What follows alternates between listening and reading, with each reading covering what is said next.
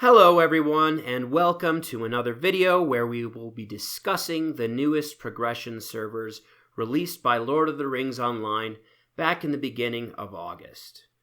We will discuss the unique content that they have to offer, as well as the current level cap and content that is currently the most relevant at the time of this video.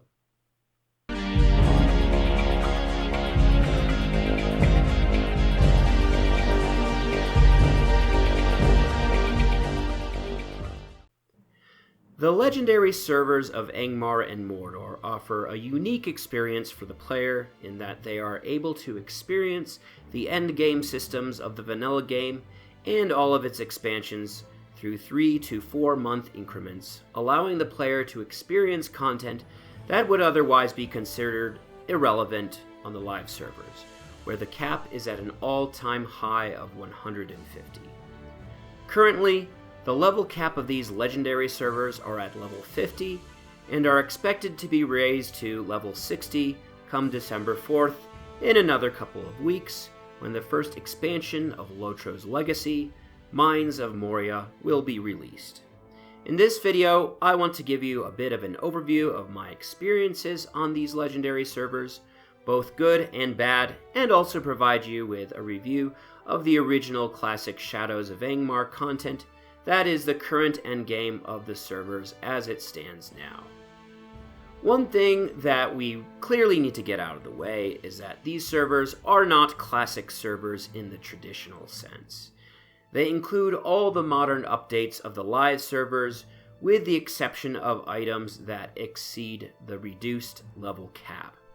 This means that you are not going to have the exact same experience on these servers as you would have had playing the original game as it was released in 2007. While this may be a con if we are looking at a game like World of Warcraft, where the modern game has always been about rushing to endgame, Lotro has evolved quite differently, introducing updates that draw people to go back and re-level alt characters through a diverse number of paths that were never available at the release of the game. Let me provide some examples. In the original release of Lotro, there were only 8 zones that you could level through, limiting a lot of choice of areas you could level in. Of course, the world felt a bit bigger because for a long period of time, you were unable to have access to riding until level 30, which meant that you had to adventure solely on foot. Sounds strangely similar to classic WoW. With modern Lotro, this is no longer the case, as you can get horse riding right at level 1 if you decide to level through the starting zone of Swanfleet, and around level 5 if you decide to level in the original zones. In modern Lotro, we now have an additional 6 other regions to level through, as well as 2 additional subzones, the Wildwood in Breland and the Angle of Mythithel in the Trollshaws. While leveling does not take as long as it used to back in the beginning, the game also gives you multiple reasons to re-roll alternate characters, and I would say the 1 to 50 leveling experience is one of the most diverse areas of the game to level in. Also, a lot of the newer under 50 areas offer instance quests called missions, which provide an alternate way of leveling if at any time you are feeling a bit burned out of traditional MMO questing. They can also help to gear your character out with some powerful level 50 jewelry, which you should certainly invest some time into. When the Moria expansion releases, skirmishes will also be introduced into the leveling experience, which are similar to missions but for larger groups of people, allowing for yet another way to level your character. Let's also not neglect that there is a lot of really fun group dungeon content that you can run to break up all the open world questing, which we will get into later. One of the problems with older MMOs is that there is a lot of power creep that happens over time, which often makes the lower levels of many games feel too easy for the player. This is a con in some areas of the legendary servers and not in other ways. I will explain. While in the past Lotro leveling was always an easy experience, the developers at Standing Stone Games helped to offset this by introducing a difficulty slider for players questing into the open world. At many of the starting zone locations throughout Middle-earth, you will come across an NPC called the Hardened Traveler, who will give you quests that will raise the overall difficulty experience for you on the open landscape, as well as offer some rewards for doing so. While I kind of wish some of these rewards were a bit more rewarding, it still helps the low-level player be able to develop a more tactical way of playing the game where they don't have to be afraid of always one-shotting everything in the world and can provide you with a much more engaging experience that you would have experienced had you been there back at the start of Lotro's release. The downside is that the open world difficulty does not apply inside of a lot of group instances, meaning that there are a lot of group dungeons that can be run solo or with only 2 or 3 people, compared to launch when it took a full group of 6 players to complete the dungeons.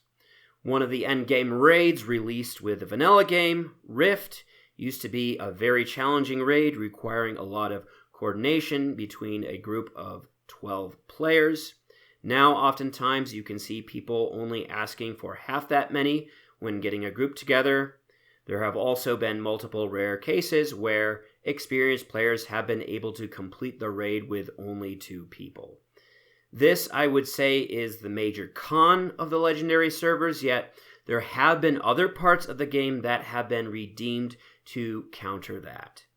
During the launch of the Corsairs of Umbar expansion, Standing Stone Games began to introduce a system of difficulty called delvings, which have allowed groups to increase the difficulty of some of these classic group instances, but only the instances that have level scaling in them, which not all of the instances have in Lotro. So, while the system is great, it's a bit spotty in its implementation at the moment, but still provides some much-needed challenge to the endgame cap of level 50 on the Legendary servers. So while the challenge has gone down with certain aspects of the vanilla experience, there have been newer systems of challenges introduced to counter this. I'd like to also briefly discuss one unique feature for these Legendary servers called the Veil of the Nine. Unlike the live servers, when you are adventuring in the world, you will occasionally come across wraiths that you will have to defeat. These wraiths can be very tough for the lower level players and creates a unique challenge for people playing on these servers. The first wraiths you will encounter are shadowy wraiths, which can be quite tough at lower levels, but will be a mob that most will eventually be able to defeat solo, given the certain tab targeting skills they unlock as they level. With removal of corruption skills, most players will eventually be able to defeat these lesser shadowy wraiths, but more powerful wraiths will be introduced to you as you become higher in level, beginning with the mournful wraiths.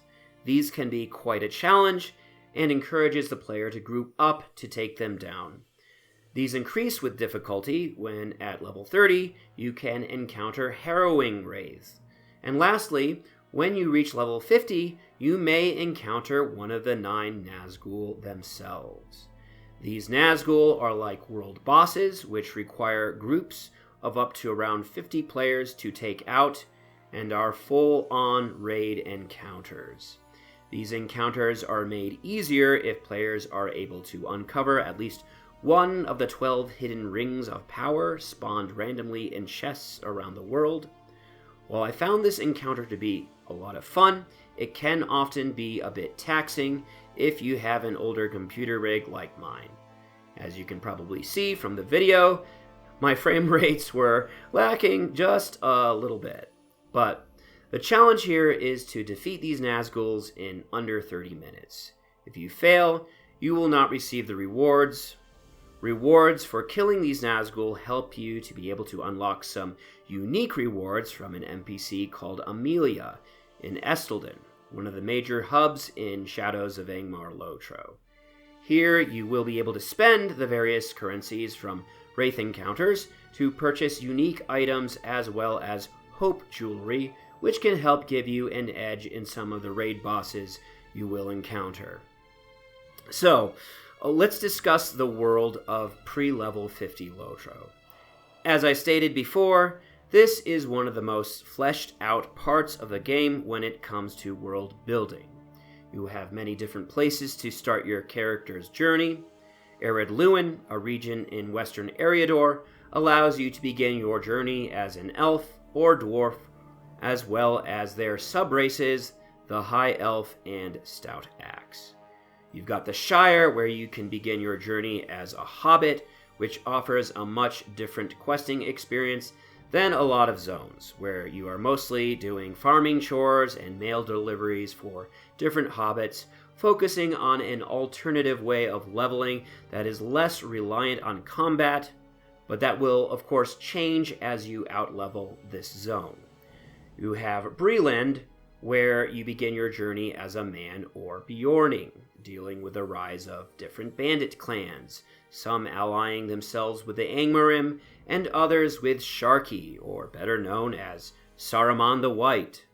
Let's also not forget that Standing Stones released the mini expansion called Before the Shadow, which introduces lands to the south, which allow you to level your character through 2 alternate zones alongside the original leveling path. A lot of people prefer to level through the more classic zones, as they provide a lot more virtue experience, which adds a lot to your passive stats in the long term, but there are certain benefits to also leveling through the Before the Shadow zones of Swanfleet and Cardolan, where you will get way better leveling gear with a more modern approach to stat relevance, which can be helpful, especially if you are playing with a higher landscape difficulty level. I really enjoy the epic quest in the base game, as you are able to experience a lot of what is going on in the first half of the Fellowship of the Ring, by aiding Frodo's journey to Rivendell behind the scenes, and meeting with so many iconic characters such as Gandalf, Aragorn, Elrond, and Tom Bombadil. The story kind of takes a turn and follows its own path once Frodo and company arrive safely to Rivendell, allowing for a very rich story that takes place in the northern wastes of Angmar. A lot of themes are explored, such as love and betrayal, the father-daughter relationship psyche between the ranger Gullidir and Lorniel, as well as a similar relationship between the elf Laerden and his daughter Narmaleth, who has become corrupted by the minor ring of power known as Nahuil, becoming a major antagonist for a large part of the story. It's really top-notch and an amazing experience to go through for the first time. However, I will be honest and say that after finishing this epic quest multiple times through the years, the appeal has worn off a bit, and there are surprisingly a lot of filler quests that I'm not too fond of that draw out the story much longer than it needs to be. I'm mainly thinking of the quests where you have to travel all the way across Eriador to get a piece of Mithril, and travel all the way back to forge a key that will help you to unlock a dungeon that is on the complete opposite side of the map. Let's also not forget to mention all the random reasons you have to backtrack to go talk to Elrond in the last homely house of Rivendell.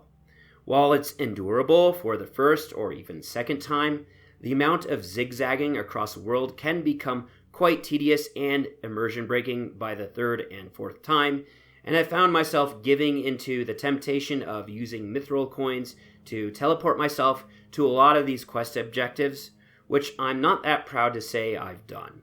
Normally, I don't consider Lotro to be terribly taxing when it comes to pay-to-win situations, but this may be one of those exceptions where the pay for convenience becomes too much to bear.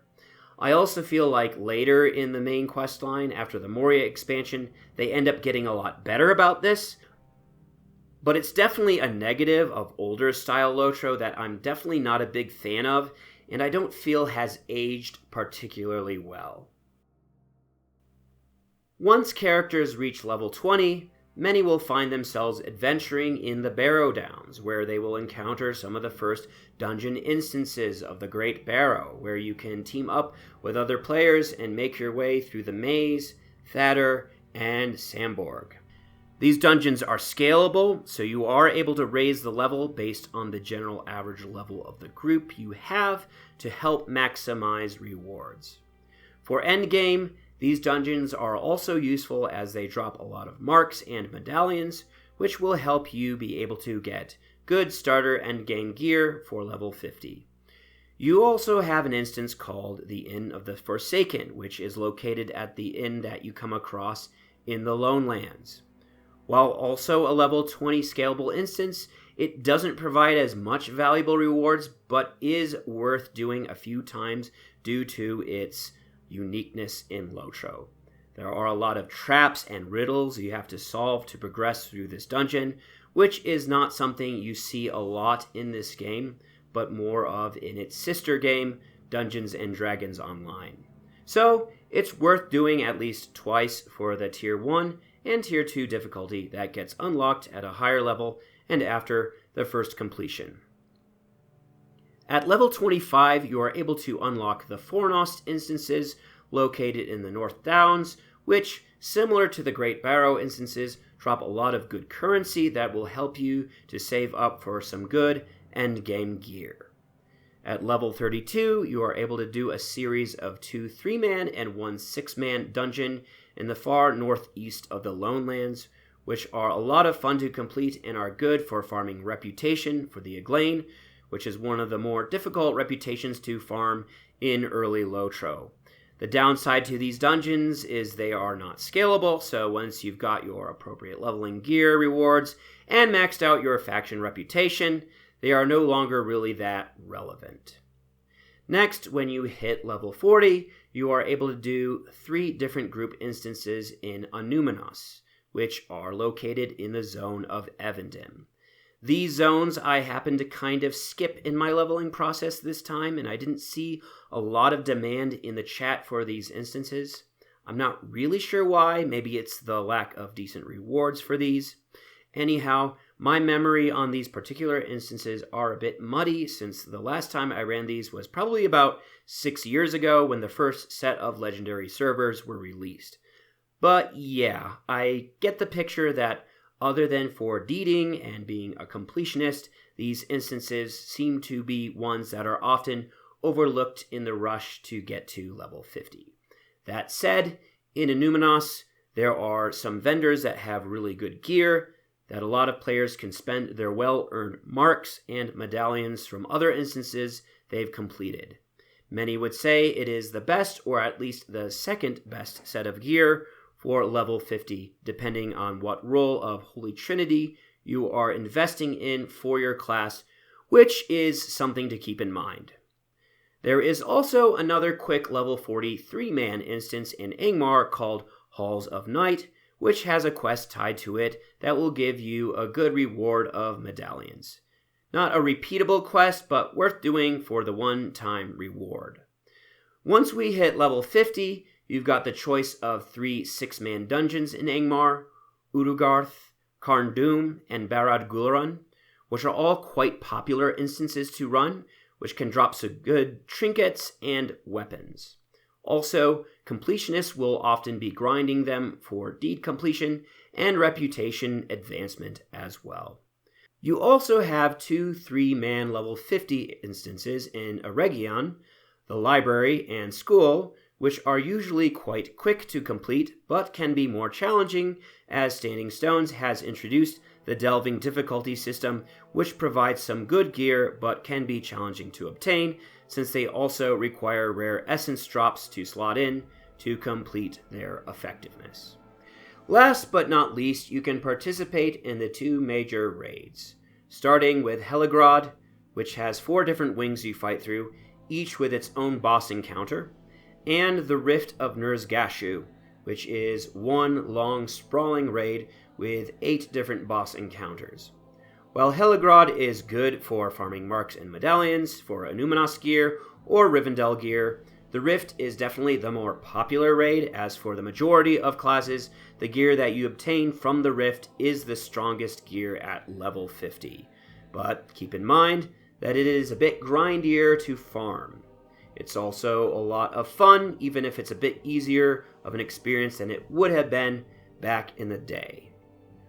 Overall, this stage of the Legendary server, where the vanilla game is the endgame content, is a really enjoyable phase of the progression server.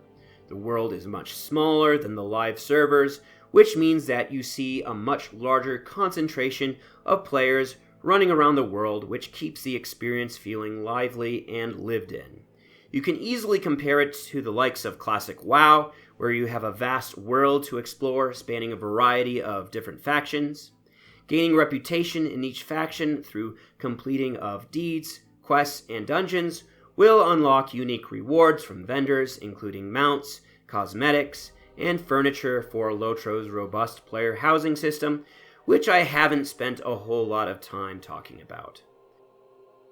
When the level cap is this low, it's easy to justify going back and leveling several alts with varying builds, especially with the realization that as the level cap expands in the future, it will be more and more difficult to keep up with this aspect of the game. These past few months have been such a great time to get back into Lotro, and there is quite a lot of stuff and achievements to do at level 50, given the classic content and more modern updates over the years. I definitely encourage people to check out these servers, just keep in mind that they are subscription only. I am a variety gamer, but it looks like I will be devoting a decent amount of time to playing on this server in the long run, while maintaining frequent breaks to work on completing some single-player games I've been also working on, such as The Elder Scrolls Morrowind. Currently, I'm in one of the largest kinships on the server, called Legacy, so if you are in that kinship, you might see me pop up there from time to time. I go by Austin. So, thanks for watching, everyone, and I'm looking forward to making some more in-depth videos on Lotro, as well as giving a long-form review of Mines of Moria, after that releases on December 4th. Like, comment, and subscribe. See you next time!